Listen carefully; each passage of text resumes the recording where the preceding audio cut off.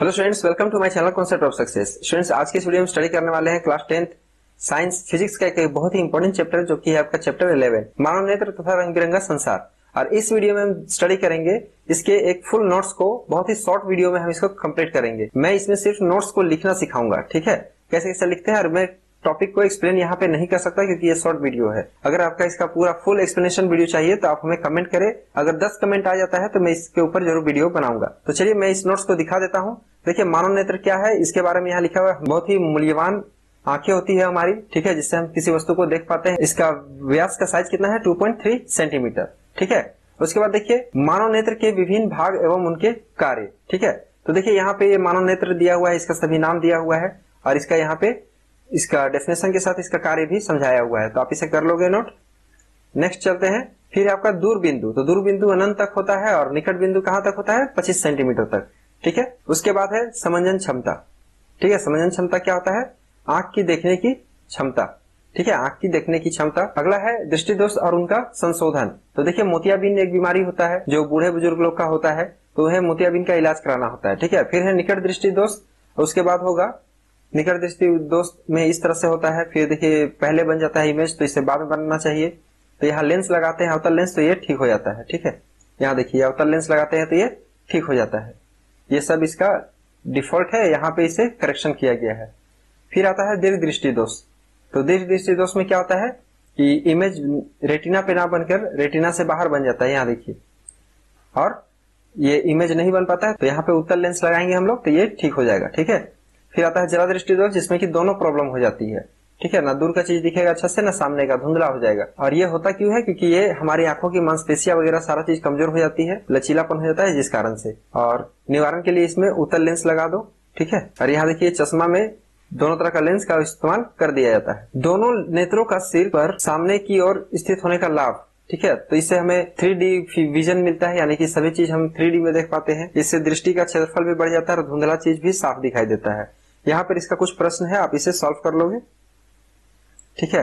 और अगर आपका कमेंट आता है तो मैं इसके ऊपर फुल वीडियो बनाऊंगा। चलिए अब हम प्रिज्म के बारे में पढ़ते हैं। प्रिज्म से प्रकाश का अपवर्तन। तो प्रिज्म बहुत ही एक ऑप्टिकल इंस्ट्रूमेंट है, यानी कि प्रकाशीय यंत्र है, जिसकी सहायता से बहुत सारी चीजों को किया जाता है, ठीक है, एक्सपेरिमेंट वगैरह। और ये प्रकाश की किरण को क्या करता है, 7 रंगों में बांट देता है, ठीक है। यहाँ देखिए विचलन कोण है। विचलन कोण क्या होता है, आपतित किरण और निर्गत किरण के बीच के कोण को हम विचलन कोण कहते हैं। जैसे ये आपतित किरण है, निर्गत किरण है, तो यहाँ का जो कोण है वो विचलन कोण बोलते हैं। फिर है कांच के प्रिज्म द्वारा श्वेत प्रकाश का विक्षेपण। तो कांच के प्रिज्म द्वारा देखिए इधर प्रकाश गया, सभी रंगों में बट गया, तो इसे प्रकाश का विक्षेपण कहेंगे, है ना। देखिए यहाँ पे इंद्रधनुष का बनना लिखा हुआ है। इसके बारे में, यह वायुमंडल में उपस्थित जल के कारण होता है। जल में ही वायुमंडलीय अपवर्तन हो जाता है। देखिए यहाँ पे फिगर दिया हुआ है, वर्षा की बूंद सूर्य के प्रकाश गया, यहाँ अपवर्तन हुआ इसका, एक तरफ से लाल दिखता है, एक तरफ से बैंगनी, और यही गोल रूप में दिखता है, ठीक है। यहाँ इसका कुछ इंपोर्टेंट पॉइंट है। यहाँ देखिए प्रिज्म में श्वेत कलर जाता है तो ये 7 रंगों में बढ़ जाता है। फिर आइजैक न्यूटन ने इस कॉन्सेप्ट को दिया था सबसे पहले। फिर उसके बाद है अग्रिमित सूर्योदय तथा विलंबित सूर्यास्त, यानी सबसे पहले सूर्य का दिखना और लास्ट में डूबने के बाद भी दिखना, तो ये होता है वायुमंडलीय अपवर्तन के कारण।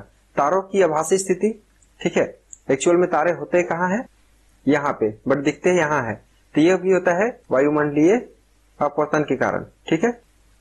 यहाँ देखिए वायुमंडलीय अपवर्तन के बारे में लिखा हुआ है, आप इसे कर लोगे। इस कारण तारे टिमटिमाते हैं, सूर्य पहले दिखता है या डूबने के बाद भी दिखता है, तारे की वास्तविक स्थिति या ऊंचाई कहीं और प्रतीत होता है, ठीक है।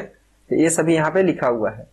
उसके बाद देखिए तारे क्यों टिमटिमाते हैं, यहाँ पे इसका आंसर लिखा हुआ है, आप लिख लोगे। प्रकाश का प्रकीर्णन क्या है, प्रकाश अपने रंगों में जब बढ़ जाता है उसे प्रकीर्णन बोलते हैं, या फैल जाना, प्रकाश की किरण किसी छोटे चीजों से टकराकर फैल जाने की प्रक्रिया को। तो इसी का आपका एक एग्जांपल है टिंडल प्रभाव, यानी कि टिंडल इफेक्ट। फिर है यहाँ पे रेलेजेंस का नियम, रेलेजेंस नियम। यहाँ पे क्या होता है कि प्रकीर्णन जो है सो इनवर्सली प्रोपोर्शनल होता है 1/λ का पावर 4 का। प्रकीर्णन निर्भर किस पर करता है, छोटे पार्टिकल्स के साइज पे। फिर खतरे में लाल रंग क्यों करते हैं यूज, स्वप्रकाश का रंग नीला क्यों दिखता है, सारा आंसर लिखा हुआ है। उसके बाद है ऊंचाई पर उड़ते यात्रियों को आकाश काला क्यों दिखता है, क्योंकि वहां पे वायुमंडल है ही नहीं, तो प्रकीर्णन नहीं होता है। बादल सफेद क्यों दिखते हैं, क्योंकि बादल में जब सूर्य की प्रकाश टकराती है तो चारों तरफ बिखर जाती है, जिस कारण से। ग्रह क्यों नहीं टिमटिमाते, क्योंकि उसके पास अपना प्रकाश होता ही नहीं है, ठीक है।